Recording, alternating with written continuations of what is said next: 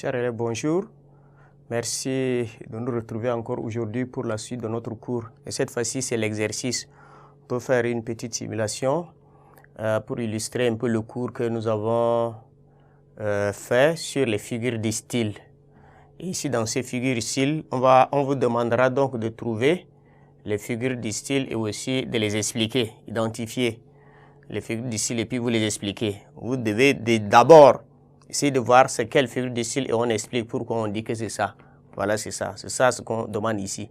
Et l'exercice, disons au niveau du sujet, de la question 1 ici, on dit les voix des enfants sont gaies comme des chants d'oiseaux. Vous allez dire ici, ça c'est quelle figure de style? Voilà, c'est ça. Des voix des enfants sont gaies comme des chants d'oiseaux. Voilà. Vous voyez, vous devez comprendre que ici, nous avons des termes, les voix d'enfants sont gaies comme les chants d'oiseaux. Ici, on parle des voix des enfants. Ils sont gaies comme les chants d'oiseaux. Et donc, dans ce cas, nous sommes dans ce qu'on appelle la comparaison. C'est la comparaison. Nous avons comparé la voix des enfants ici au chant d'oiseaux. Et donc, nous avons le comparé ici. Le comparé qui est voix des enfants. Et nous avons outil de comparaison qui est comme. Et nous avons le comparant ici qui est chant d'oiseau. Et donc voilà, nous sommes dans la figure d'analogie. Et donc ici, c'est la comparaison. Voilà, c'est comme ça que vous devez comprendre. Voilà, c'est ça, l'exercice c'est ça. Deuxièmement, nous avons, elle a les yeux d'émeraude. D'émeraude, voilà, c'est ça. Elle a les yeux d'émeraude.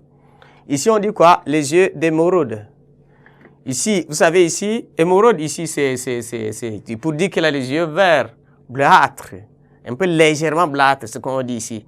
Et donc, ici, dans ce cas, on parle ici de la métaphore. Vous voyez ça? Métaphore. Ici, c'est la comparaison. Comparaison, lorsqu'on a expliqué ici, c'est la métaphore ici. Sans outil de comparaison. C'est pour dire qu'il a ses yeux, c'est comme les yeux d'émeraude.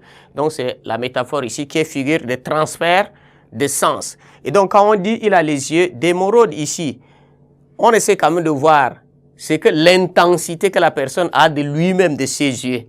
Voilà, c'est comme ça qu'on essaie de le dire. Donc, on parle ici de la tendresse. Nous avons ici les feuilles crient sous nos pieds, sous nos pas, disons, à l'automne. Voilà ça, sous nos pas à l'automne. Nous avons les feuilles et cris. Cri ici ne peut pas concorder avec feuille, parce que la feuille ne peut pas crier. Cri ici, c'est pour les êtres animés. Soit un animal peut crier, une personne peut crier, mais la feuille ne peut pas crier. Et donc, dans ce cas, nous sommes dans ce qu'on appelle la personnification. Personnification.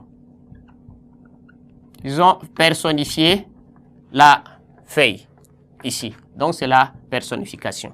Parce que quand on marche sur les feuilles, ça craque, ça fait crac, crac, crac, crac. Les feuilles mortes. Et voilà, c'est ça. On dit ici la ville-lumière. C'est-à-dire Paris attire des milliers de touristes. On ne peut pas mettre Paris ici, quand on met Paris ici, c'est déjà expliqué. On dit ville-lumière. Qui dit ville-lumière ici, parle de Paris. Et comme il nous est demandé de trouver les figures de style ici, c'est ce qu'on appelle, lorsqu'on exprime quelque chose par sa définition, par une expression, on parle ici de la personnification, de la périphrase, disons. Périphrase.